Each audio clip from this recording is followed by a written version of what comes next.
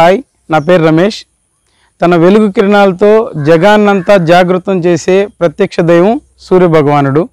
సూర్యుని యొక్క వెలుగు కిరణాలు సమానంగా పంచేటటువంటి రోజు సెప్టెంబర్ 23వ తేదీన పగలు రాత్రి సమానంగా ఉన్నటువంటి రోజునే మేము ఈ కోణార్క్ సూర్య దేవాలయాన్ని సందర్శించడం జరిగింది.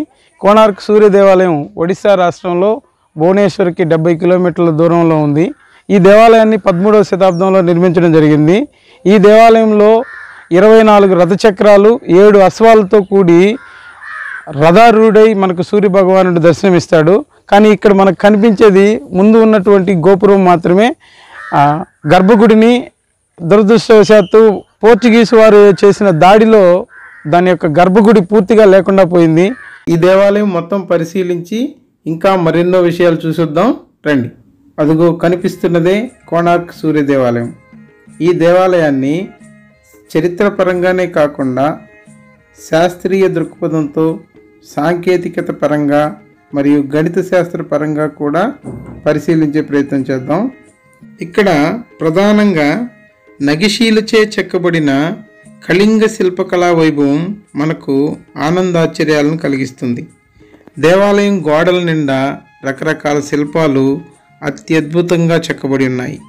పాములు, కోతులు, సింహాలు, గుర్రాలు, జిరాఫీలతో పాటు రకరకాల జంతువులు కనిపిస్తాయి.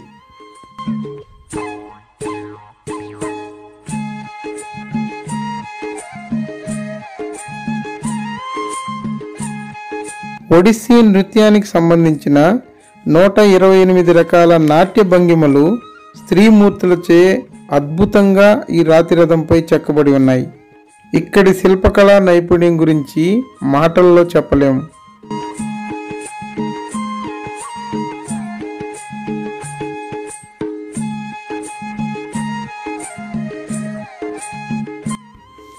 ఈ దేవాలయ గోడల మీద చెక్కబడిన శిల్పాలు మనకు ఎంతో అద్భుతమైన జ్ఞానాన్ని అందిస్తాయి. ఈ దేవాలయ గోడల కింది భాగాన వివిధ రకాల జంతువులు, పక్షులు బొమ్మలు చెక్కబడడం జరిగింది. కొద్దిగా పైభాగాన వివిధ రకాల సంగీత వాయిద్యాలు, నాట్యం చేస్తున్న శిల్పాలు, కుస్తీ లాంటి యుద్ధ కళలు కల శిల్పాలను చెక్కడం జరిగింది. ఒడిస్సీ నృత్యానికి సంబంధించిన 128 రకాల నాట్య భంగిమలు ఇక్కడ మనకు కనిపిస్తాయి. అదేవిధంగా రాజనీతి గురించి తెలియజేసే శిల్పాలు, యుద్ధరంగంలో సైనికులు ఆయుధాలతో కూడిన గజాలు, అశ్వాలు ఇలాంటి చిత్రాలు రాళ్ల మీద స్పష్టంగా సౌష్ఠవంగా అత్యద్భుతంగా చెక్కారు.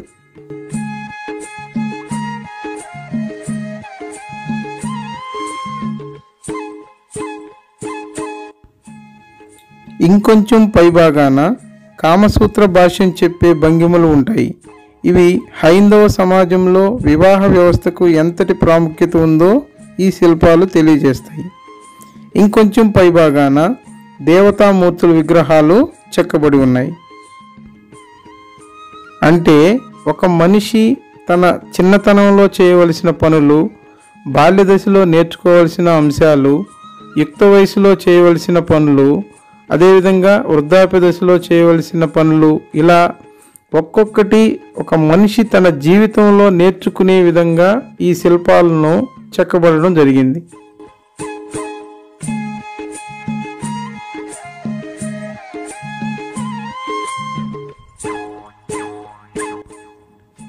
ఈ ఆలయం 12 జతల రథచక్రాలు కలిగి 7 గుర్రాలతో లాగుతున్న రథంపై సూర్య భగవానుడు అధిరోహించినట్లుగా ఈ ఆలయ నిర్మాణం జరిగింది. ఈ 7 గుర్రాలు కాంతిపుంజంలోని 7 వర్ణాలకు ప్రతీకలుగా మరియు 12 జతల రథచక్రాలు అనగా 24 రథచక్రాలు ఒక రోజులోని 24 గంటలకు ప్రతీకలుగా ఇక్కడ నిర్మించడం జరిగింది.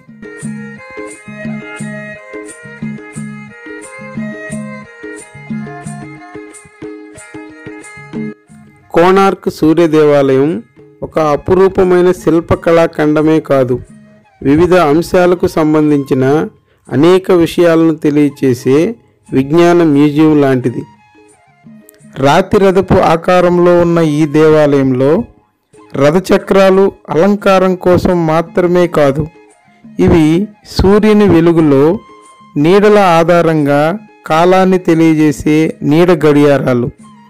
ఈ రథచక్రాలపై సూర్యుని వెలుగు పడినప్పుడు ఏర్పడే నీడల ఆధారంగా ఖచ్చితమైన సమయాన్ని లెక్కించవచ్చు.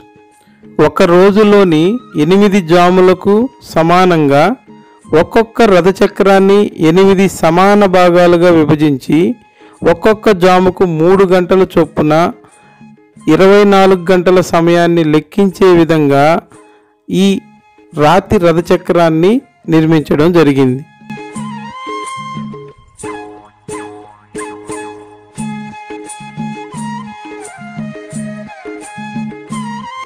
ఈ 24 రథచక్రాలను రేఖాగణిత నియమాల ఆధారంగా ఒకే పరిమాణంలో ఒకే ఎత్తులో ఉండేటట్లు మరియు సమాన దూరంలో ఉండేటట్లుగా అమర్చడం జరిగింది.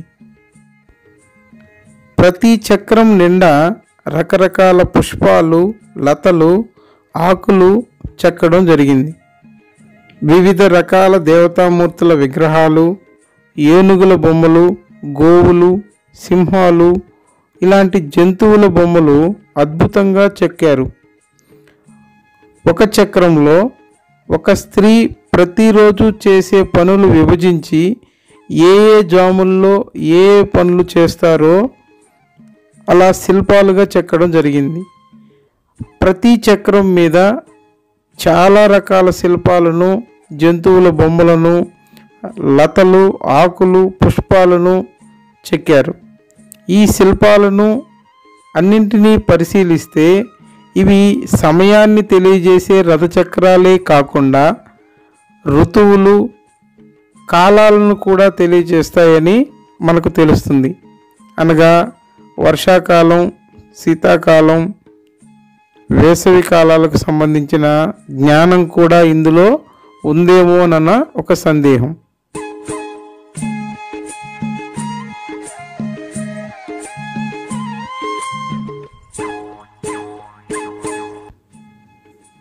ఈ ఆలయం సూర్యుని గమనానికి అనుగుణంగా నిర్మించడం మహా అద్భుతం అని చెప్పవచ్చు.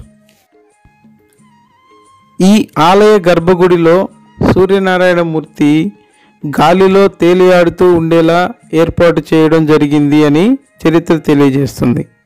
అంటే అయస్కాంత క్షేత్ర ప్రభావంతో ఇనుముతో తయారు చేయబడిన సూర్యనారాయణమూర్తి విగ్రహం గాలిలో నిలబడి ఉండేటట్లు ప్రతిష్ఠించారు. ఒక వస్తువుపై అన్ని దిశలలో సమాన బలాలు పనిచేస్తే దాని మీద ఫలిత బలం శూన్యం అవుతుంది. అప్పుడు ఆ వస్తువు గాలిలో తేలియాడేటట్లు చేయవచ్చు అనే నియమం ఆధారంగా ఇక్కడ అద్భుతంగా గర్భగుడిని నిర్మించడం జరిగింది. దురదృష్టవశాత్తు విదేశీ దాడుల వల్ల ఈ ఆలయం యొక్క గర్భగుడి పూర్తిగా ధ్వంసం చేయబడింది.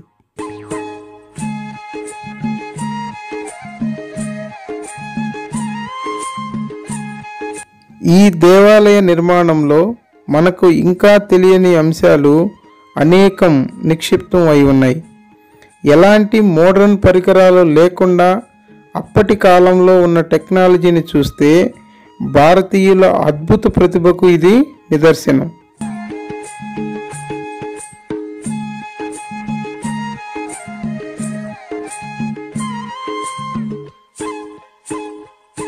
ఈ ఆలయ పైభాగంలో మనకు 3 సూర్య విగ్రహాలు కనిపిస్తాయి. అవి ఉదయించే సూర్యునికి ప్రతీకగా చిరునవ్వుతో ఒకటి, మధ్యాహ్న సూర్యునికి ప్రతీకగా గంభీరంగా ఒకటి, అస్తమించే సూర్యునికి ప్రతీకగా నీరసంగా ఒక విగ్రహం కనిపిస్తాయి. అనగా ఒక మనిషి జీవితంలో బాల్యం, యవ్వనం, వృద్ధాప్యములను ఇవి సూచిస్తాయని ఇక్కడ వారు తెలియజేస్తుంటారు. భారతదేశంలో విదేశీ దాడుల వల్ల దేవాలయాలు చెరపగలిగారే కానీ భారతీయుల యొక్క మేధాశక్తిని మాత్రం చెరపలేకపోయారు.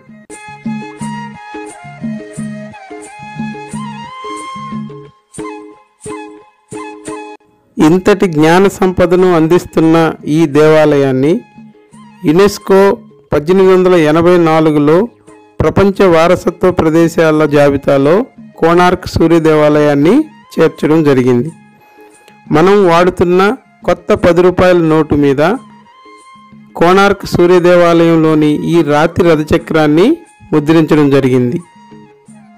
ఈ రాతి రథచక్రం మీద పడే సూర్యకిరణాల నీడలతో సమయాన్ని ఏ విధంగా లెక్కిస్తామో మరొక వీడియోలో తెలుసుకుందాం. జై హింద్.